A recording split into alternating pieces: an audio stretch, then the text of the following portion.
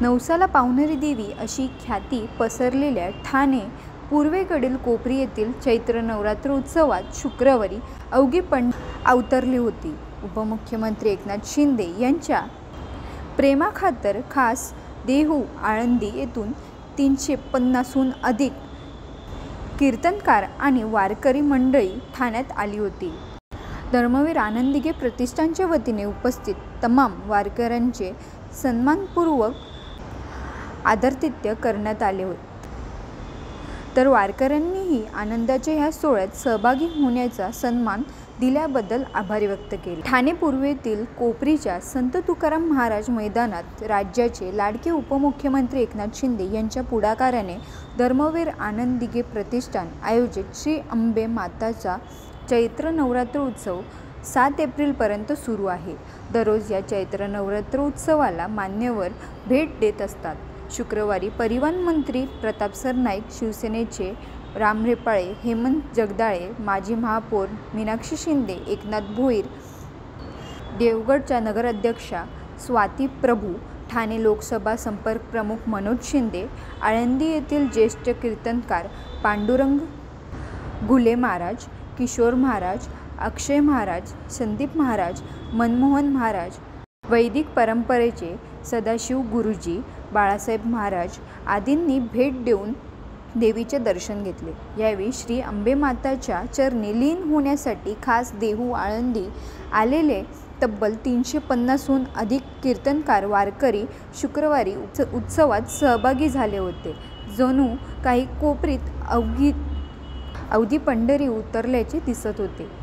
या प्रसंगी लाडके उपमुख्यमंत्री एकनाथ शिंदे यांनी वारकरी संप्रदायासाठी दिलेल्या सहकार्याचा तसेच अनुभूती योगदानाचा आवर्जून उल्लेख करून उपस्थित समस्त वारकऱ्यांनी कृतज्ञ झाल्याचा भावना व्यक्त केल्या. यावेळी रंगमंचावर सादर केलेल्या मी डोलकर ह्या मराठी कोळीगीतांच्या मधुर मैफिलीवर महिला वर्गाने फेरी धरत कार्यक्रमाचा आनंद लुटला.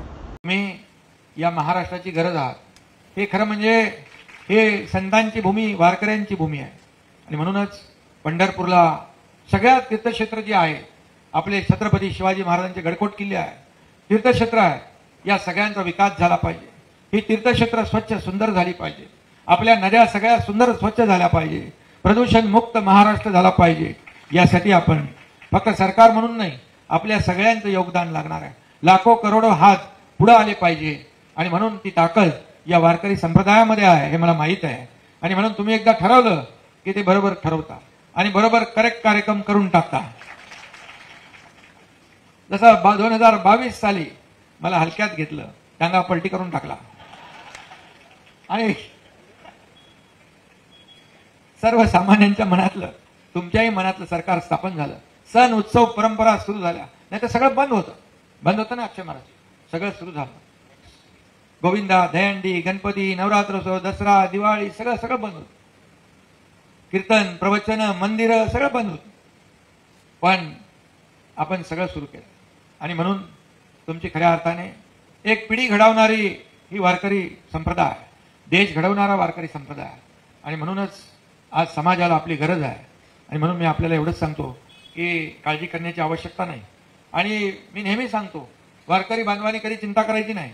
आणि वारकऱ्यांवर कोण जर वार करत असेल तर एकनाथ तो वार झेलायला सगळ्यात पुढे असेल. आणि वारकरी आणि संतांच्या केसालाही धक्का लागणार नाही, मी यापूर्वीच सांगितलंय. त्यामुळे चिंता नसावी. हा महाराष्ट्र तुमचा आहे. आणि म्हणून महाराष्ट्राला तुमची गरज आहे खऱ्या अर्थाने. आणि म्हणून खऱ्या अर्थाने मी जास्त काय बोलत नाही. उशीर झालाय. तुम्ही एवढ्या उशिरापर्यंत इकडे आलात, थांबलात. आणि आज आपण आपला अमूल्य वेळ, आपले सगळे कीर्तन, सप्ताह सगळ्यात बंद नाही का, राखीव एकनाथ शिंदेसाठी. तर मगाशी कोणीतरी सांगितलं, मुख्यमंत्री उपमुख्यमंत्री नाही तर वारकरी म्हणून मी आज तुमच्या समोर उभा आहे. आणि म्हणून मी आपल्याला एवढंच सांगतो की माझं एकच स्वप्न आहे, सुखी झाला पाहिजे माझा कष्टकरी आणि भयमुक्त झाला पाहिजे माझा वारकरी.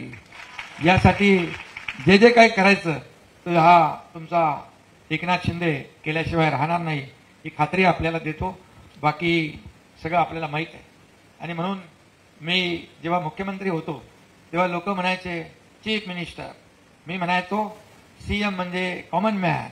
आता आपले देवेंद्रजी मुख्यमंत्री आहेत, मी डीसीएम आहे. आता मी सांगतो डीसीएम म्हणजे डेडिकेटेड टू कॉमन मॅन.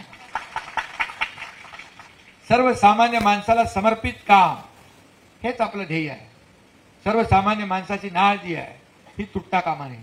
आपण जमिनीवरचे कार्यकर्ते आहोत, आपण काम करणारे कार्यकर्ते आहोत. आणि म्हणून तुमचं मार्गदर्शन जे आहे हे हजारो लाखो लोक घेत आहेत. आणि म्हणून तुम्ही जेव्हाही कधी हाक माराल तेव्हा एकनाथ शिंदे आपल्या हाकेला धावून आल्याशिवाय राहणार नाही.